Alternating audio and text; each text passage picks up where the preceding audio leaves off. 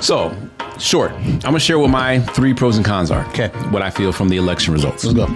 On the pro side, and this is the result of the election, so AKA my pros and cons of Trump being 47th president. Okay. 47th. On the pro side.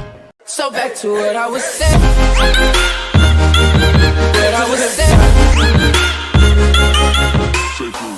What's up, friends, family, and fans? Welcome to Life On Podcast. This is where we listen and inspire friends in entertainment. And this is normally where Johnny comes in and says, and everywhere. It's been a minute. What's my line? Exactly. I think everyone's out of sorts right now. You know what I mean? Everyone's out of sorts. And everywhere. So we got our little, but we have our new POTUS now. So is that what we're calling it? There it is. Hey, I mean, that's what it is. I don't even know what to say about it. I just love the fact that there's so many people that talk about they won't spin the block in relationships now. Spin the block? Yeah, run it back with an ex, and then now spinning the block on a president is okay. Oh, I find it interesting. That's all. So look, all I want to know. So here's my soapbox. Okay, is the lack of objectivity that I've been able to find. Mm-hmm. Right? If you like one person, it's been ingrained in you that you can't like anything about the other person, mm-hmm. and vice versa. And so I find it hard to have a conversation with people objectively, sure. And God forbid if I said anything positive about Donald, oh my God, you would have thought that I got down on my knees and just worshiped Satan. Mm-hmm. I'm just like, bruh, like, come on. So it's definitely a baby out with the bathwater kind of scenario. Yeah. People look at it that way. Mm-hmm. And then, in Kamala, there's some flaws I found. And all of a sudden I was like, how dare you? Mm-hmm. So anyway, that's an issue. And then my other issue too is that people actually don't know what the heck they're voting for. Yeah, it's just the echo chamber taglines, whatever the key trigger words are, and whatever they're hearing someone say who agrees with them, that's what they run on. I did a small little thing, and I posted it too, where I told my family, one or the other. But I asked 7 people, I'd be doing these little micro polls and experiments. But I asked 7 people, I said, which do you think is better? Trickle down economics or middle out economics? Right. How'd that go for you? Not a single one of them could explain to me what trickle down or middle out economics were. Mm-hmm. And I'm like, these are quite literally 2 of the biggest policies that your candidates are running on, mm-hmm. and you can't speak to it at all. Well, part of that is the candidates' faults because they didn't speak to it much themselves. In most of the campaigning, you get so much surface level stuff. Right. When you hear rhetoric and regurgitated responses so much, mm-hmm. you start to accept that as the details. And that's my point, and that's where people are. And so my, Tiki, mm-hmm. Tiki, right? So she kind of said the same thing. And my whole thing is, I feel like that's grading people on a curve. Because at nowadays, and you know how I am, right? Mm-hmm. When someone comes to ask me a question, what do I say? Yeah. Did you Google it? Right? Yeah. At this point, there's no excuse for anyone with internet access to not know anything. Bottom line. And so I'm in massage therapy. I'm going to get my license right now. Yeah, you should at the very least be misinformed. Well, a lot of that's going on. Yeah, so I'm in school. I'm getting my massage therapy license, right? The first or second week of hands-on, the teacher comes over and she's like, oh, I love that technique. And then I did another technique. She goes, oh, I've never seen it. That's actually a good idea. You muted the tapotement. And I was like, yeah. I'm sorry, what? I know. I'm going to start throwing terms at you, man, because a brother's learning right now. Brother is learning. What you muted? So tapotement is when you do like the little, you can do hacking, or tapping, whatever. Yep. And so I'll mute mine. So instead of just doing an open fist on your back, I'll put my hand under it and mute it. You still get the thud, but there's a more of a kind, and then I'll rub while I'm doing it. And so she's like, where'd you learn that? I said, I've been doing this for 3 years, just unofficially. Man. Unofficially. Okay. So my point being, where do you think I learned that crap? 1, by experimenting. Absolutely. And then 2, watching YouTube videos. Mm-hmm. You see what I'm saying? So she's in there talking about something. Well, how do you know this? How do you know it? Blah, blah, blah, blah. I have internet access. Yeah. So I don't want to hear that excuse of I didn't understand what the policy was. I don't understand what trickle down economics. There's no excuse. What it comes down to is you don't want to know. I can. And you know what I always call people, and you hate it when I do. Which one? But it's that L word. Lazy? At the end of the day. Yeah, no, there's absolutely. I've stopped arguing with you on that. Okay. Because I've absolutely been inundated with just in every aspect of my life. There's no shortage of people that want to be coattailed in. Tell me how to do this. Show me how to do that. Right. There's no shortage of those people. No shortage of those people at all. And there's becoming a larger shortage of people that are actually capable of doing things at a high level. And there are a lot of people that are skirting in, getting the A without turning in a part of the work on time. And that's been. Anyway, I don't want to get sidetracked. Wait, is it? It was that meme. Which one? When the election was happening, it's like I feel like that student on a class project. I did my part, but I'm hoping the other students do their part.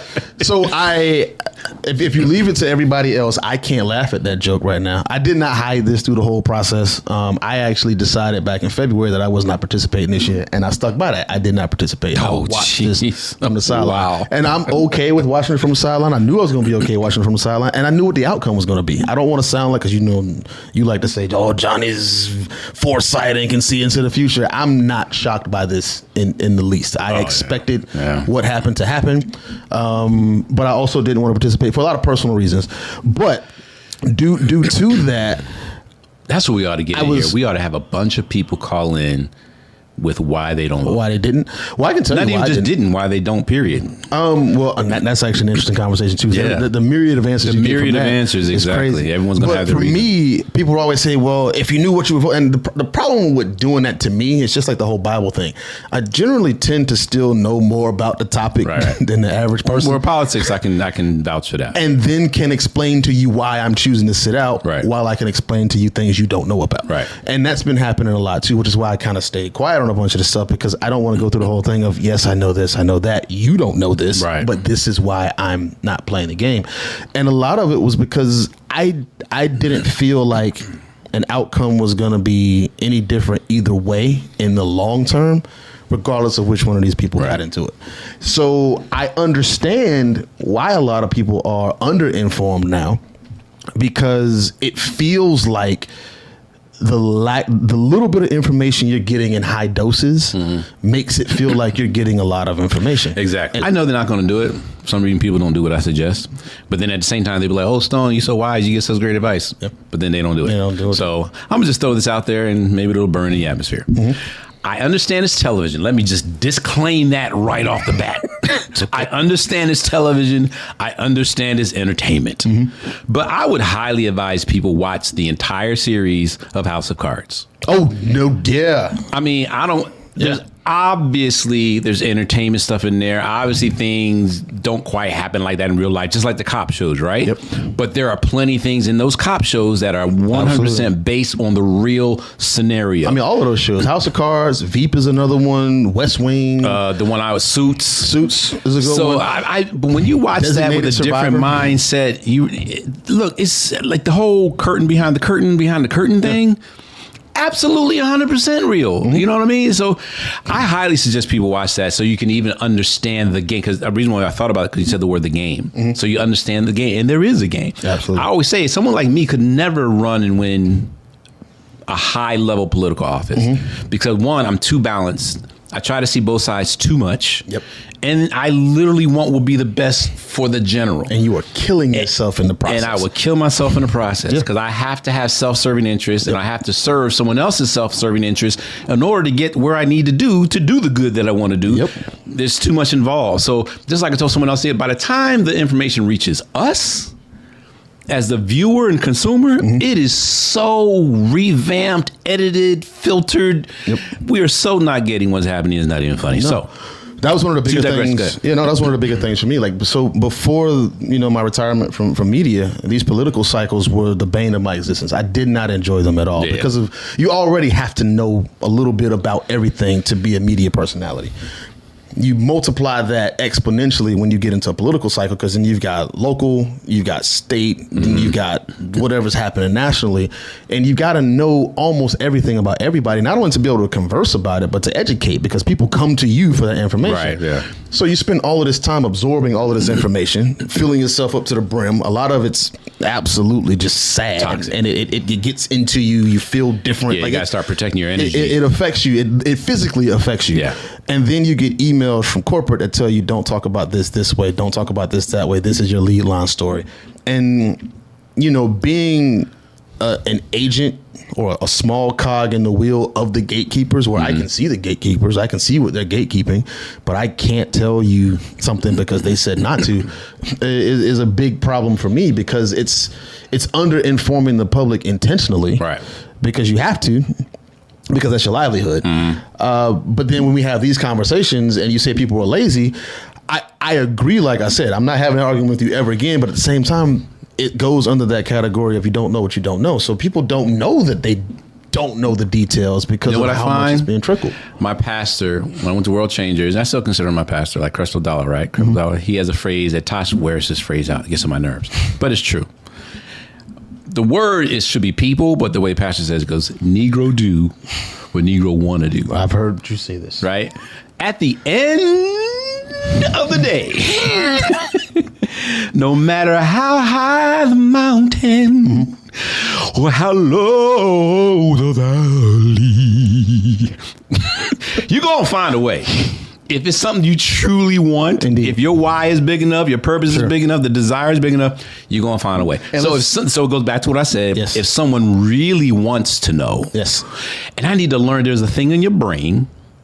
Because I do the whole thing is when you're about to buy a car, and the moment you decide on the car, obviously you can see that car everywhere. There is a thing in your brain, I forget what it's called. It's a three-letter acronym, but that's what it is. I call it your antenna, but that's what it is. So for me, for example, let's say I have no idea what trickle down and middle out economics is. If I genuinely want to know, all I need to hear is for, say, Trump to say, we're going to cut taxes, we're going to, I'm going to 200% tariffs and all this stuff, right? I'm like, what kind of cutting taxes, tariffs, cutting taxes for companies, and then and I'm gonna see the word trickle down, Reaganomics. I'm gonna see those things pop up, and then I'm gonna say, all right, well, what's trickle down? What's Reaganomics? And then I'm gonna find out, oh, that's the kind of economy he's trying to set up. Well, what's I want to help the middle class. I want to help small businesses. Well, what is that? Middle class economics, middle out economics. Oh, that's what that is. Because I literally wanted to know. Yeah. So things are gonna stick out. And whatever that part of the brain is, which if y'all know, type it in the comments.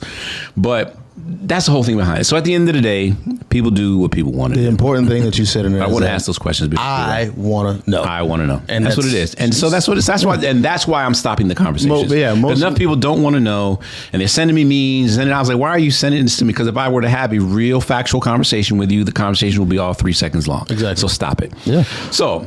Short. I'm going to share what my 3 pros and cons are. Okay. What I feel from the election results. Let's go. On the pro side, and this is a result of the election, so AKA my pros and cons of Trump being 47th president. Okay. 47th. On the pro side, it's going to be it can potentially be an economy, a plus economy, a positive economy for the upper middle class and above. All right. Mm-hmm. Thankfully, gratefully, and humbly, I'm in that sector. So of course that's a positive for me. Just because there are things about the guy I can't stand, I'm not going to deny the fact that for me, Stone Stafford and my family, it's an economic positive. And I'll acknowledge that. All right. I will get to the cons later, but that's my pro. I'm not going to deflect. I'm not going to, what people do is they justify their answer. I'm not going to justify it.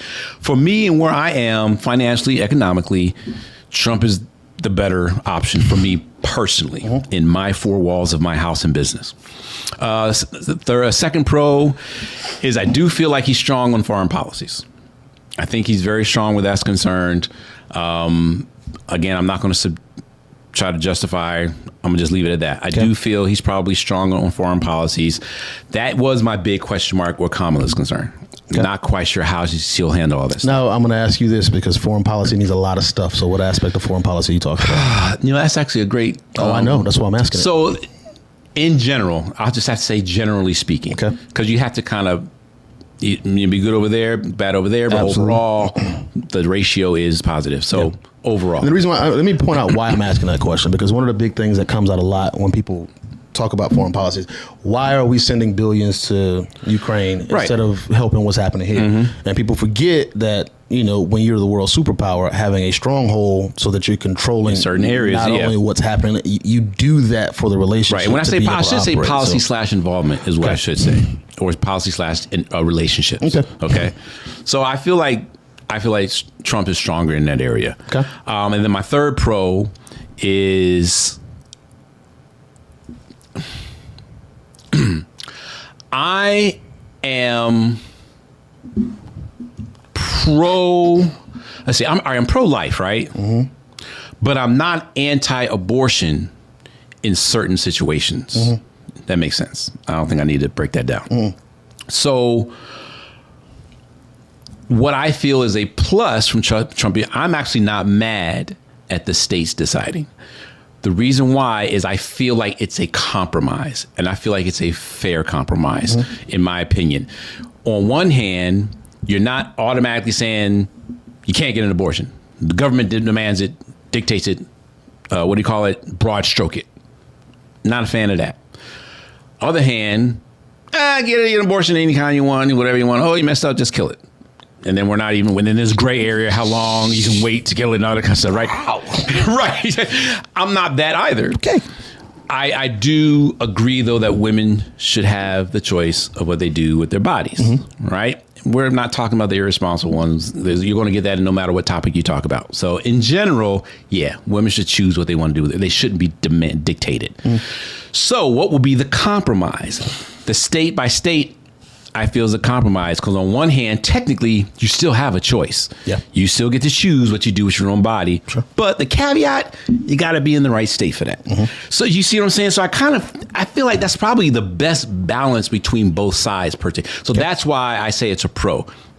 Not because he chose it or whatever. I was like, if you're going to compromise, I can't say I wouldn't come up with that compromise either. There are obviously those who can move to another state, so it fits. There are obviously those who can't afford it. You're going to have, but that's my point. You're going to have pros and cons on each side that I feel are somewhat balanced. Because one thing we have to understand as a president or anything is there is no way, shape, or form in all of heaven and hell that you're going to please everyone. No way. So you have to find a compromise. So for me, I feel like the state by state thing is probably the best of the compromise. So those are my three pros. Three cons is that the middle and the lower class are going to be marginally, if not negatively, benefited economically. All right. Middle class, there can be some stuff in there. You know what I mean? Not taxing your tips, not taxing certain wages. Some of the tax cuts, it will kind of touch the middle class a bit, especially if you're a small business owner. Cool. But overall, it's not going to do a whole lot for the middle class, because a ton of the middle class don't all own any kind of significant stock and stuff like that. All that stuff that's really going to benefit the more wealthy and 1%, middle class is not really going to feel that kind of crap. Lower middle class and poverty, forget about it. You're not even in the conversation. No one's thinking about you, unfortunately, with this administration. Now, with tariffs are concerned, people are underestimating the freaking deficit. And the reason why people are is because you're not going to feel it in 4 years, 5 years, or 10 years. Your kids are going to pay that bill. That's what no one's thinking about. Your kids are going to pay that freaking balloon payment. So that's a huge problem. Now middle class is adversely affected now. Healthcare, depending on what he does with healthcare. I'm going to say this right now. I'm going to say it on camera.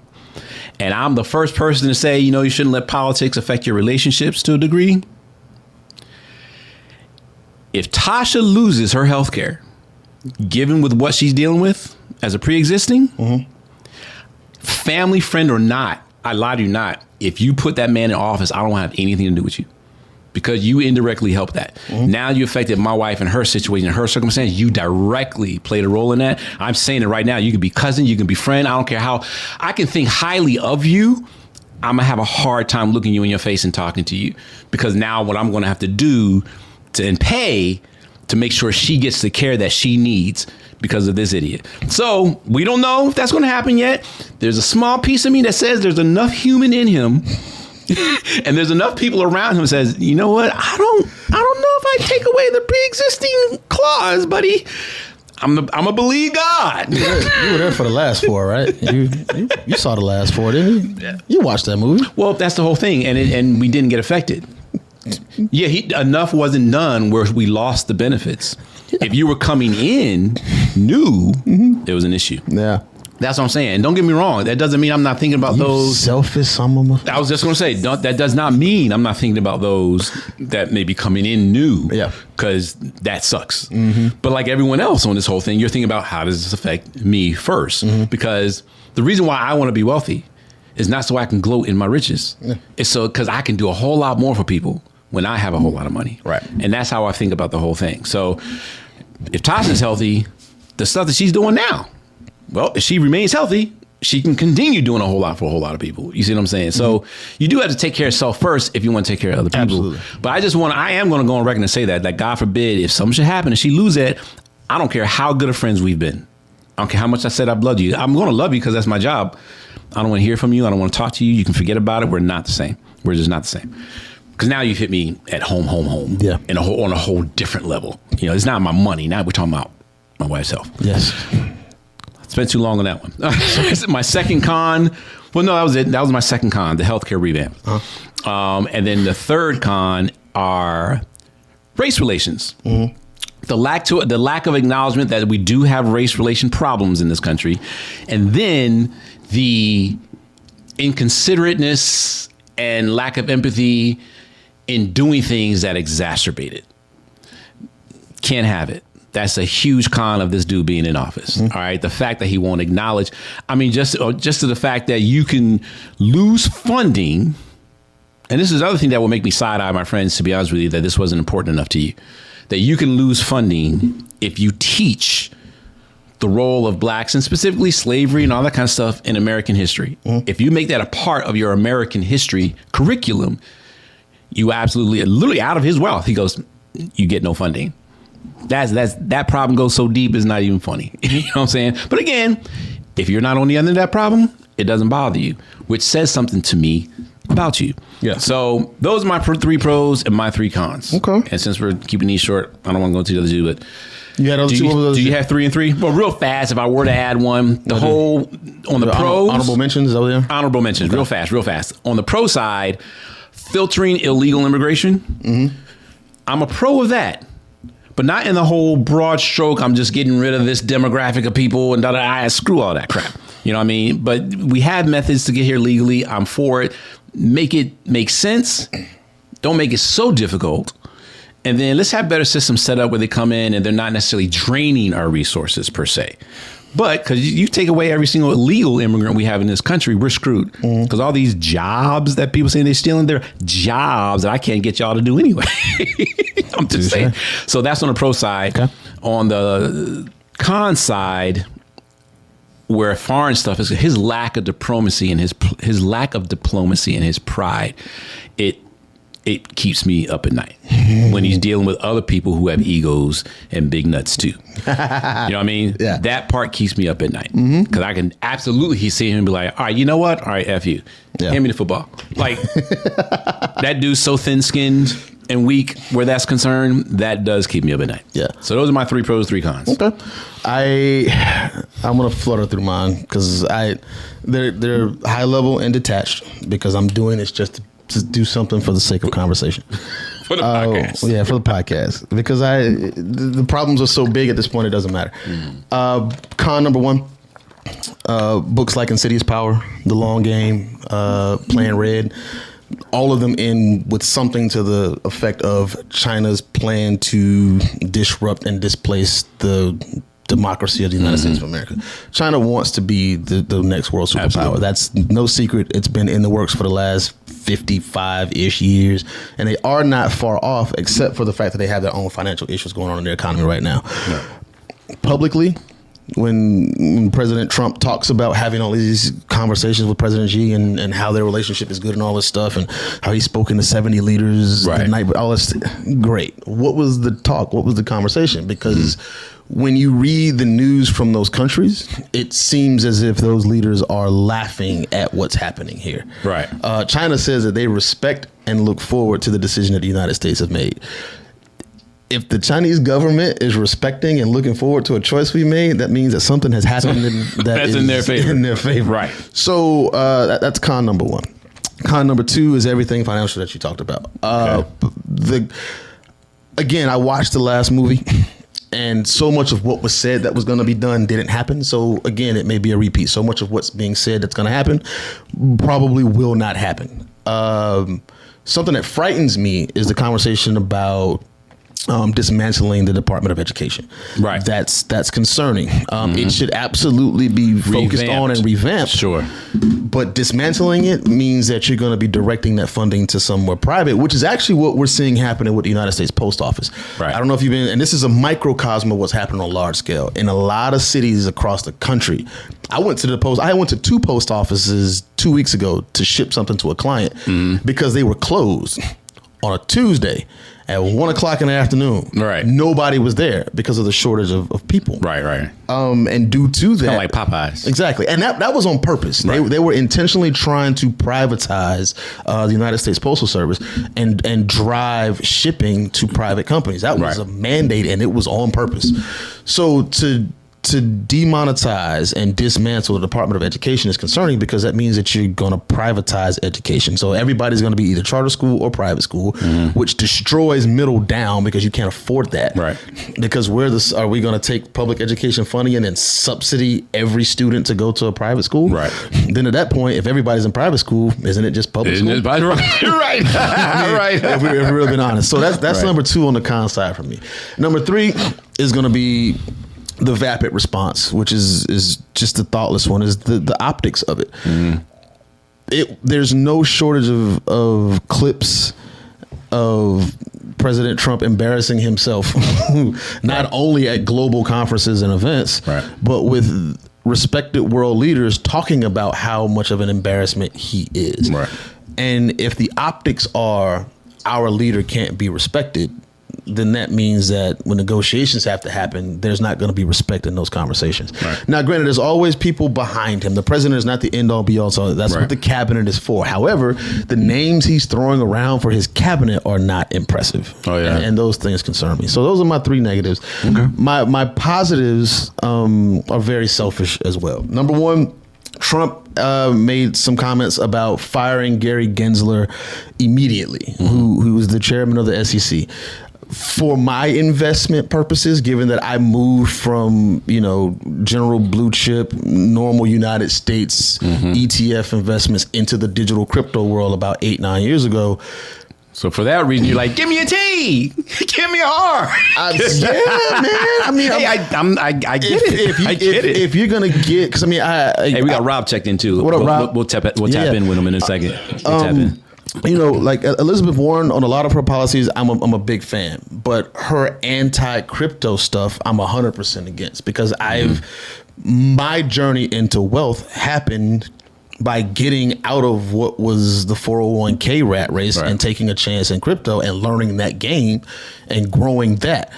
Some of his plans to make the United States a leader in digital asset development and digitization of our assets is very enticing and appealing to me. I don't know if he has the connections to actually do it, but I enjoy the conversation and I'm happy that he's saying it because it wasn't happening on the other side. Right. My second positive is if they really do toy with this, doing away with the federal income tax. Economics works a bunch of different ways, but I do see how on a local level, because so many people pay so much in federal income tax, how that money would be injected into the local economies. Given that it will be a constant every year, I don't think it will be like the flash in the pan effect that we saw when the whole stimulus thing happened. That would be a consistent injection of people's income that they would keep, that they would be injecting every 2 weeks into their economy. So I think economies would grow. Now, there are some absolute downsides to that. Right, because the first question you got to ask is who's going to pay for it? Who's paying for it? Who's paying for it? So, and I don't know. And no one really knows quite yet, but now this is the fun thing about that question, because we're talking about federal income tax. It's not taxes in general. You're still paying taxes on everything you buy. And And I did a running tally last year. I had a spreadsheet. Every time I bought something, I tracked what I paid in taxes. Okay. And that was everything from being at Publix to gas taxes to everything. And at the end of the year, for the most part, it was about $17,000 in just taxes. Sure. And I spent a lot of money last year. Right. 17 grand in taxes is ridiculous. And that it did include some of the income tax stuff, but still, you take that away, and we're still looking at $9,000-$10,000 that I paid, in just taxes. But when you look at our debt, and it's using the word trillion. So this is the thing. When we look at you'd be surprised when what we a look drop at in the the debt bucket. counter, there is no way to pay that back at this Absolutely. point. No, absolutely not. There were talks for a long time, especially in the digital asset world, about a great reset where there was going to be a jubilee and taxes would get washed and we were going to reset things at zero. Jubilee would have been nice. But. It would have been great, yeah. And if something like that happens, which I have an argument for it happening, given on what's happening right now in China and Russia and what's going on with BRICS, but that's another conversation for another day. But if it were to happen, that would be more than beneficial to the whole world globally if you just wash those debts. But I don't see it. I see them with this doggy paddle thing saying that we need to continue to generate taxes to pay this bill that's unpayable at this point. There's no way to catch up to $30-something trillion. You can't do it. Okay. So Number what's your third pro? They are who we thought they were. That's a pro. That's a pro. Of knowing your enemy. If you weren't sure of what you were seeing from your fellow Americans, you see it. Everybody, people are smarter than that. They're not going to let this happen again. People are stupid. The person is smart, but people are dumb, stupid, and ignorant. And that was a line from Men in Black. And Kay said it, and it was the most brilliant line I'd ever heard, because with two people here, individually, we can be brilliant in our respects. When we try to come together, it's going to take us a minute to get those wheels spinning. You add 300 million people to that, and the stupidity starts to spill out. And I hope that lens gets put out to where people stop looking at it with such hope, because we know how I feel about hopium. We start looking at it with a little bit of reality and pay attention to how people respond and how they actually act, and not go based off of what they say, because the actions are what's important. Our good friend Rob Stevenson chimed in. I want to see what Rob's got to say. If you guys don't know, Rob is a singer, songwriter, and vocal coach to the Stars. Yes. And when I say Stars, I'm talking like Dave Matthews Band, Pharrell Timberlake. Williams, Rihanna, Justin Timberlake, Lizzo, Zach Bryan, Neo. Hey. I mean, literally, these are his clients. So, what up, man? Hey, how y'all doing? Good. So you had some 2 bits you wanted to drop on it? Man, healthcare is definitely a massive thing for me. With my family, trying to find healthcare that could actually take care of my family and we not break the bank. And the crazy thing is, we have the best healthcare system in the world, but I find it easier getting healthcare in other countries. I don't know if I'm going to slide with you on that one, but we're going to move on because we're pressed for time, but it's all good. But no, what I'm saying is it's being promoted as we have the best healthcare. Right, yeah, okay. Yeah. Well, we're also being promoted as the greatest country in the world, hands down, across the board. But And then dealing with, like some of my family members, it's like, y'all have selective amnesia. Y'all don't remember what the tension was during his presidency, and we about to go back into that. Well, one thing I do know for sure, that argument about like the toxicity and the divisiveness, that means absolutely nothing to anyone. So you just save your breath on that side of the conversation, because they can give that is not a priority to his supporters at all. We can be as toxic as we want. We can be as divisive as we want. They can give a crap. They can give a crap. Just close the border. Just close the border. Law and order. But you know what? You know who has more power than the president? And that is us. At the end of the day, as we, the collective people, decide that, I'm going to live my life, I'm still going to succeed, I'm still going to love you, I'm still going to support you. Ain't nothing, no Trump or Kamala or Obama or Bush or whoever's next. There's nothing they can do about that. And that's what we have to remember. Someone asked me, they put the cuckoo clock back in the clock, Mr. Stone. What are you going to do? I was like, what do you mean, what am I going to do? I was like, I'm going to live my life. I'm going to continue to kick ass and quietly take over. Like, how do you want me to answer that? And that's what it is, man. Yeah. So, man, hey, Rob, it was good to see your face again, bro. Good to see you too. The best to you and your family. We really, really do. But thanks for chiming in, man. Love you. You got it. Love y'all. All right, then. I got you, bro. Gotcha. So, if you guys have comments on those kinds, do you have anything else you want to say on that? No, You good? I'm good on it. All right, yeah. If you guys have anything else you want to talk about, it's great. Listen, just tell you right now, because we look at our comments.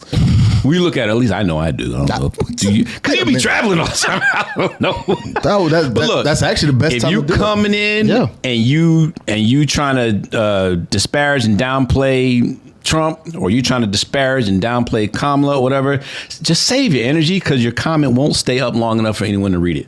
I just need you to understand that. I welcome it because I got time. Well, you know what? In that case, you can hit just Johnny Vaughn, on everything. Hit him with all that toxic stuff. Yeah. On our L.I.F.E podcast, it won't live. So you might as well just save it because it won't live. But if you have some insight and some facts, and not facts saying, well, understand this and it's facts that she did this and blah, blah, we're not doing the tit for tat thing. We're over that. Mm-hmm. So I'm just letting you know, you can waste all the time you want trying to type it. It won't live. That's all I can tell you.